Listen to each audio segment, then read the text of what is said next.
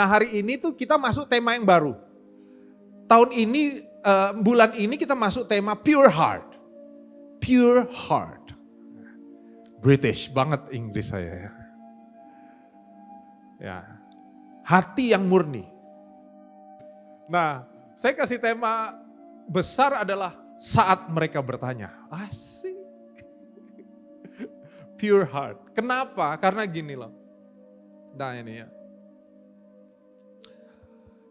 Saya nggak mengira arah yang Tuhan pimpin tuh ke arah ini. Karena waktu saya coba merenungkan pure heart, dari definisinya hati yang murni, bawaan saya adalah definisi ya. Hati yang murni itu apa? Ya, hati yang murni, kemurnian, murni, suci, kudus. Hati, sentral dari kita gitu. Sentral dari sebuah kehidupan manusia. Keinginannya, kehendaknya, pikirannya itu hati. Bukan hanya ini ya, hati secara fisik, tapi dia keutuhan manusia itu sendiri, keberadaan manusia itu sendiri. Tapi yang menarik dalam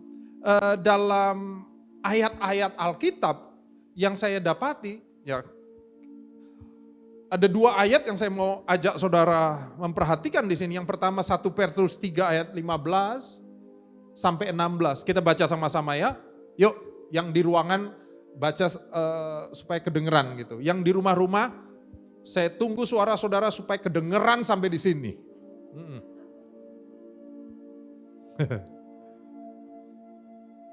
Yuk kita baca, 1, 2, 3. Tetapi kuduskanlah Kristus di dalam hatimu sebagai Tuhan, dan siap sedialah pada segala waktu untuk memberi pertanggungjawab kepada tiap orang yang meminta pertanggungjawab dari kamu tentang pengharapan yang ada padamu. Tetapi haruslah dengan lemah lembut dan hormat. 16. Dan dengan hati nurani yang murni, supaya mereka yang memfitnah kamu karena hidupmu yang saleh dalam Kristus menjadi malu karena fitnahan mereka itu. Wah. Perhatikan saudara, nanti saya ambil satu contoh ayat lagi.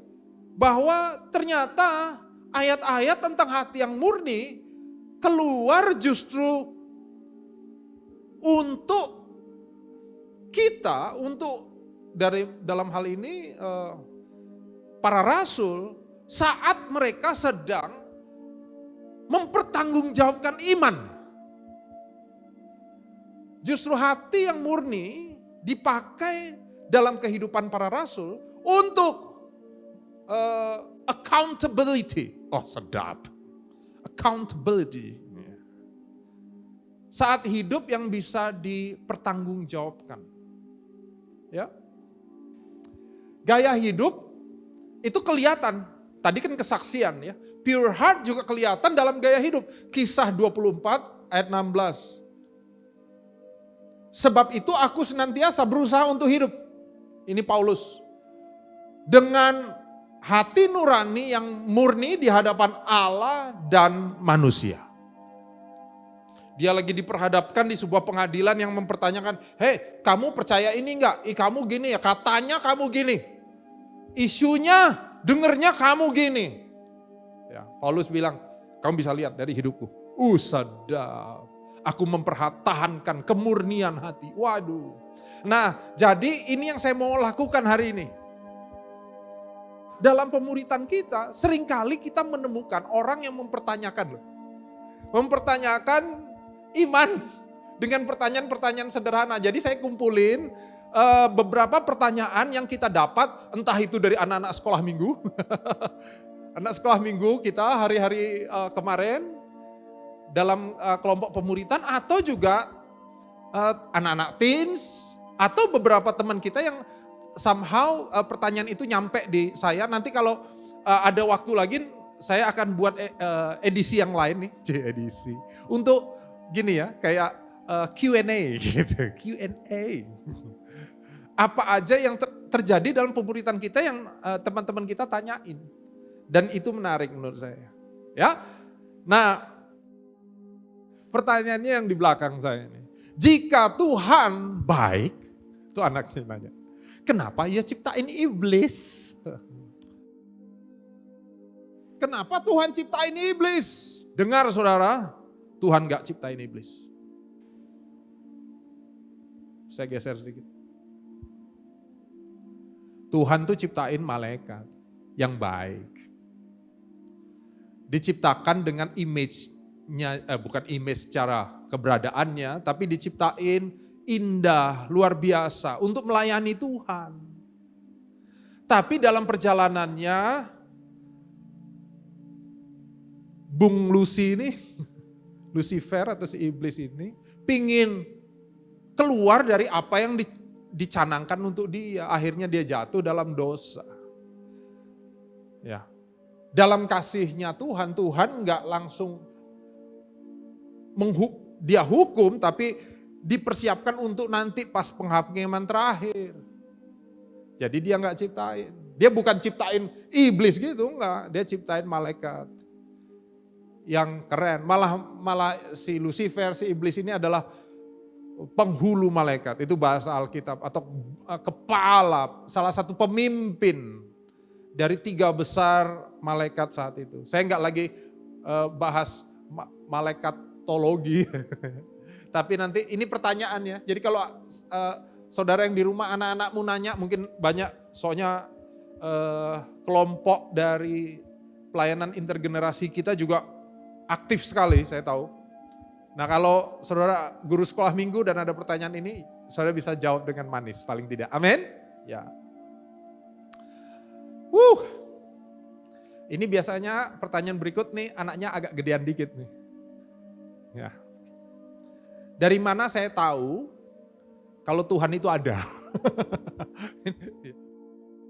Dari mana saya tahu kalau Tuhan itu ada?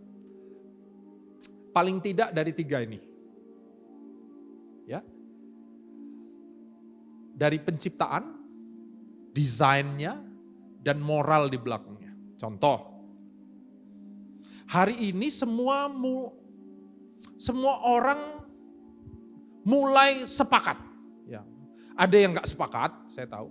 Tapi 80-85% terutama di kalangan saintis dan tentu kekristenan. Sepakat bahwa segala sesuatu itu ada mulainya. Ada titik awalnya. Dulu masih banyak yang percaya bahwa alam semesta itu kekal. Sudah ada dari dulu. Tapi semenjak Stephen Hawking, semenjak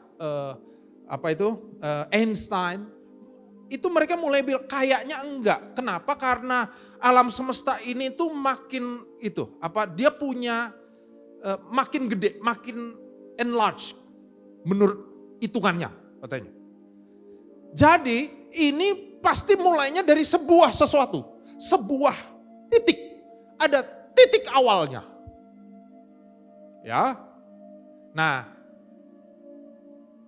ada titik awal yang banyak orang bilang, oh mungkin ini Big Bang. Ada sebuah ledakan. Apakah kekristenan anti itu? Enggak. Kekristenan cuma bilang, ya, secara teologis, kita percayanya gini loh, ada yang memulainya.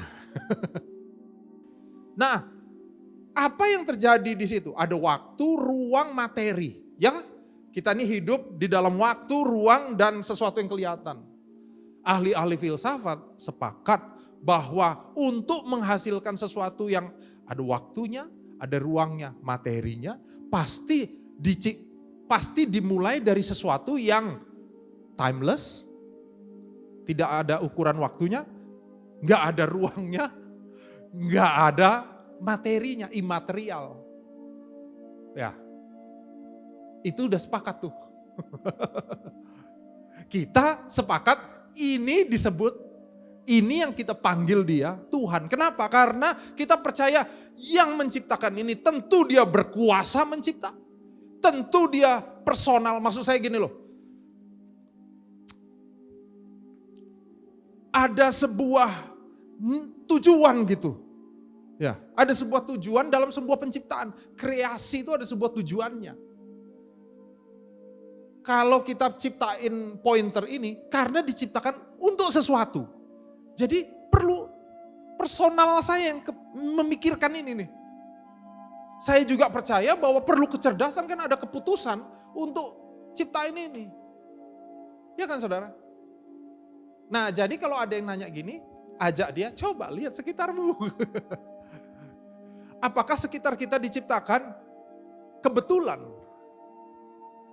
Ya, kalau saudara ngelihat semua sesuatu yang acak dan kebetulan is okay. Saya selalu kasih perumpamaan itu.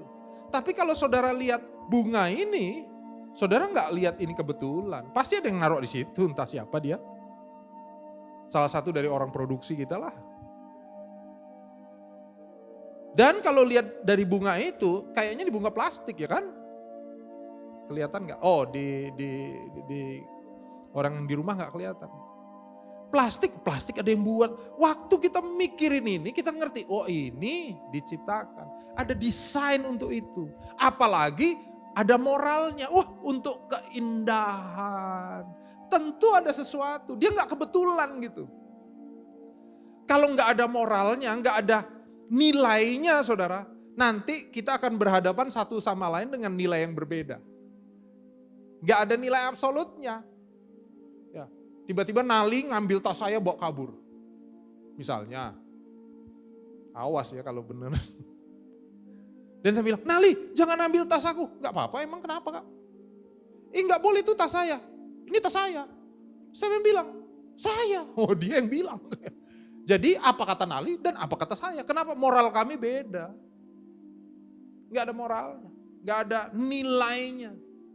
Jadi kalau ada yang nanya gitu, sebenarnya dia bisa lihat dari sekitarnya. Tapi seringkali yang nanya gini bukan nanya karena dia pingin tahu. Karena memang gak mau aja. Jadi kalau saudara tanya, kalau nanti kamu lihat ini, kamu bisa lihat Tuhan? Enggak. Dia tetap bilang enggak. Kenapa? Karena memang dia enggak mau. Seringkali. Jadi kalau udah saudara tunjukin itu dan dia enggak ngerti juga, didoain.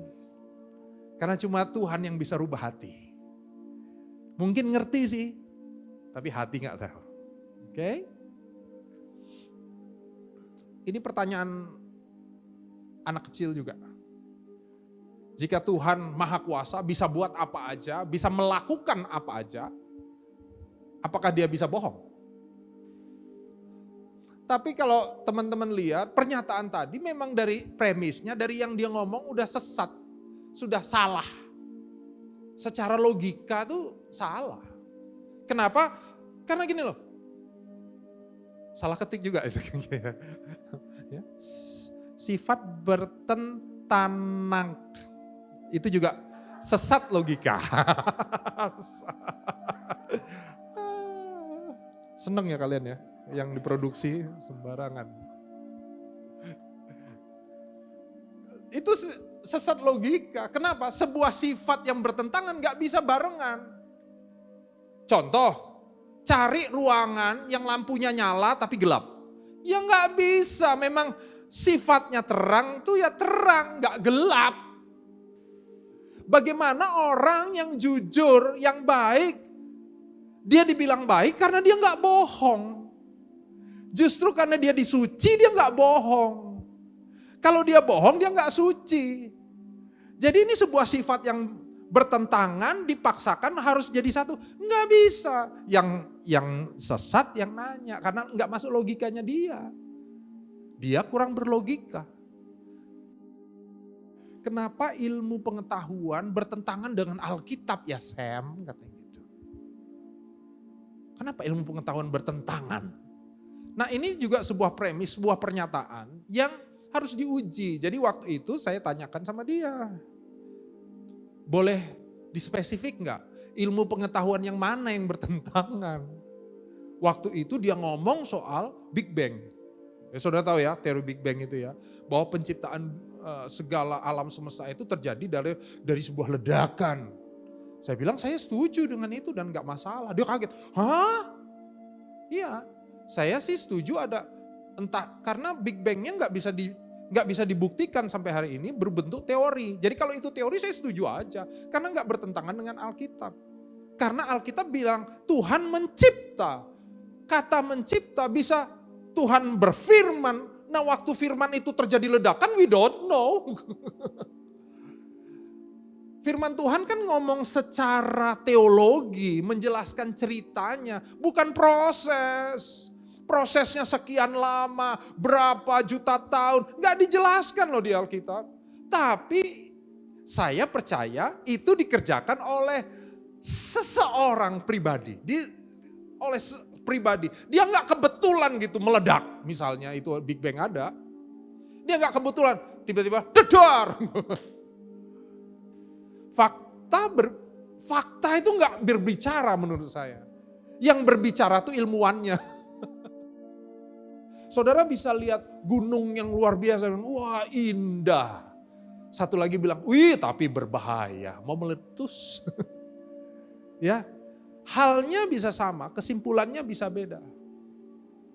Sampai hari ini Alkitab bisa bersandingan dengan pengetahuan.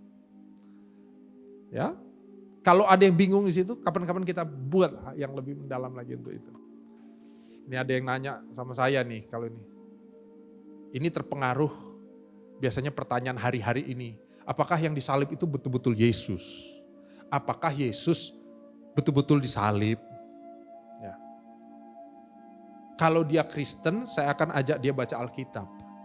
Karena di Alkitab jelas sudah ngomong bahwa yang disalib itu Yesus.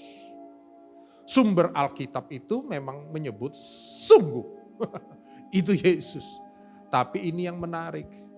Bahwa sumber-sumber lain di luar Alkitab juga menulis itu Yesus. Kenapa kekristenan abad 1, 2, 3, 4 ya, 1, 2, 3, 4 tidak pernah ada pertanyaan tentang ini.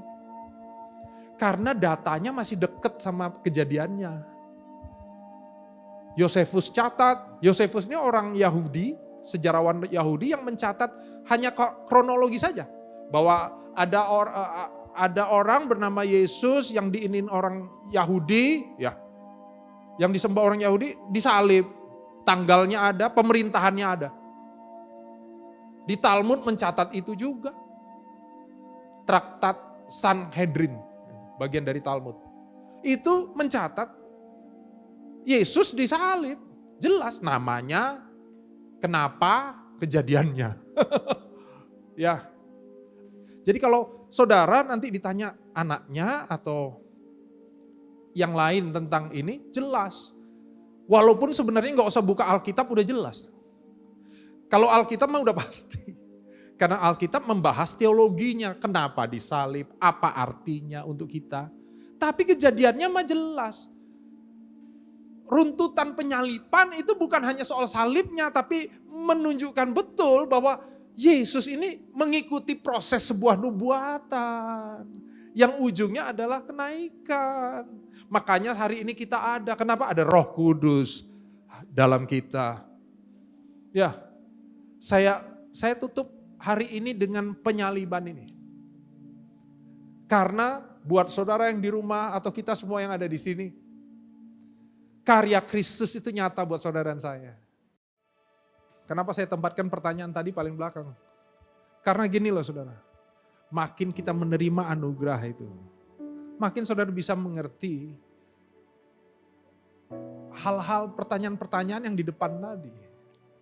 Pertanyaan-pertanyaan di depan tadi bisa keluar dari kebingungan. Nah untuk itu menurut saya kalau anak kita nanya, kita juga dengan pure heart, dengan hati yang murni, nerima itu sebagai pertanyaan. Jangan menganggap bahwa pertanyaan, dia menghakimi atau, dia kenapa? Enggak. Jawablah dengan pertanyaan-pertanyaan itu dengan sederhana, dengan yang kita bisa, dengan apa adanya gitu loh. Pak takut salah, apa adanya. Tahu-tahu enggak ya enggak apa-apa. Oke? Tapi ada hal yang menarik, karena ada juga orang-orang yang bertanya tentang hal-hal itu, bukan dengan hati yang murni. Orang nanya itu karena sebenarnya dia punya kepentingan-kepentingan terhadap, dia lagi gak nyari kebenaran. Dia punya kepentingannya adalah menunggangi kebenaran itu. Hari ini saya berdoa saudara tahu bahwa Tuhan sudah karuniakan kita hidupnya untuk saudara, untuk saya. Terima anugerah itu, terima kebaikannya setiap hari. Hidup dalam komunitas kita sederhana walaupun online berjauhan. Tapi kita taruh hidup di situ dan menggenapi rencana Tuhan. Amanat agung dalam apa yang kita bisa buat. Amin ya saudara.